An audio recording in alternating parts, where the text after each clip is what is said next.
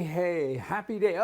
Not a happy day if you're a conservative in Canada because the Liberals, they won the election. And you know what? I'm a big Trump supporter, but I'm mad at him because he seemed to support the Liberal guy. And the Liberal guy is about everything that Trump dislikes with the Democrat people, and all of a sudden he seemed to be kind of interfering, and it's not very nice. But in any event, no matter how it happened or what happened, we know what happened. The Liberals, they won. They have a minority government, probably soon to be a majority. They're still counting, and they only need a couple of more seats anyway, so they're going to run the country for the next 4 or 5 years, and the country will not survive. It will not survive. People bought into this stuff. They're all mental. I don't get it. And Carney, he's an environmentalist guy, and he doesn't like oil, and he doesn't like this and that, and his wife is even worse than him, and he's talking a little bit like a freedom guy, which is interesting because that's during the election. He was trying to pull everybody over, kind of succeeded. You got to give him credit for that. Here's what he says. He said this after he was elected prime minister just the other night.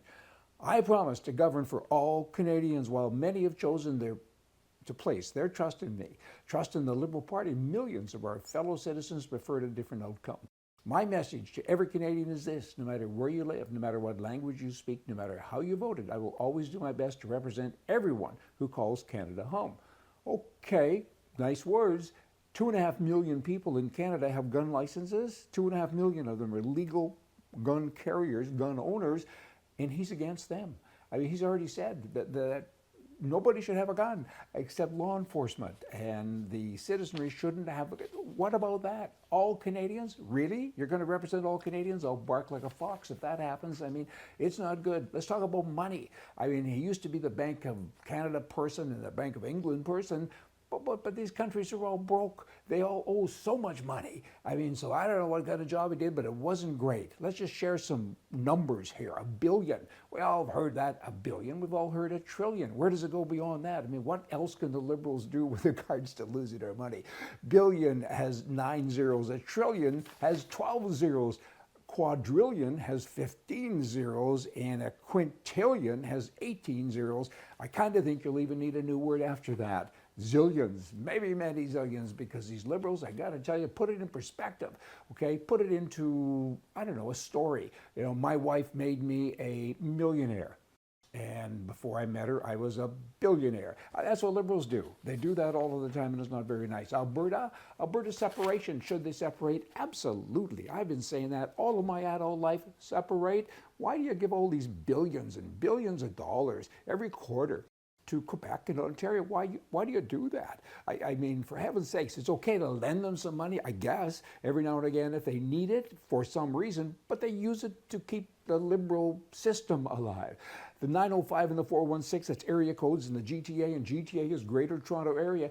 They're the ones that brought in the Liberals, and they did it with Alberta's money, and Alberta's all conservative, Saskatchewan as well. For heaven's sake, separate.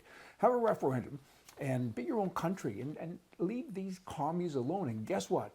They'll soon, unless they move to Venezuela and find out they don't like it, but they will soon have to go to the right a little bit because they'll say, oops, the piggy bank is gone now. Now what are we going to do? Hey, let's swing over to the U.S. of A. The U.S.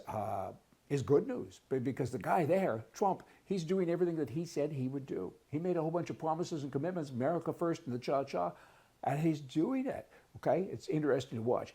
100 days of his presidency just passed, and so what did he do? He put 100 signs on the White House lawn, posters with 100 of the worst illegal immigrant criminals that were arrested, and Liberals actually vote to keep these people in the country. And you read the signage, and it's pretty amazing. I mean, this guy raped a child, and this guy mugged an old lady, and on. This guy murdered 4 people, and the Liberals want them to stay in America. These people are sick perverts, and those who vote for them as well. I mean, everybody, write it up, will you? Come on, heavenly days. Now, Trump, last thing of the day. Trump, he does make me laugh, but he gets it. He goes from the bottom up. He finds all kinds of little things, and now he's saying truckers.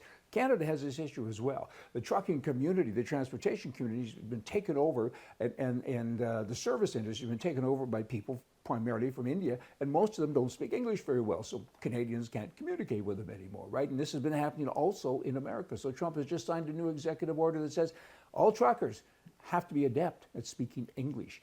He says, I believe that English is a non-negotiable safety requirement for professional drivers. They should be able to read and understand traffic signs, communicate with traffic safety officers, border patrol, agricultural checkpoints, and cargo weight limit station personnel, and provide and receive feedback and directions in English.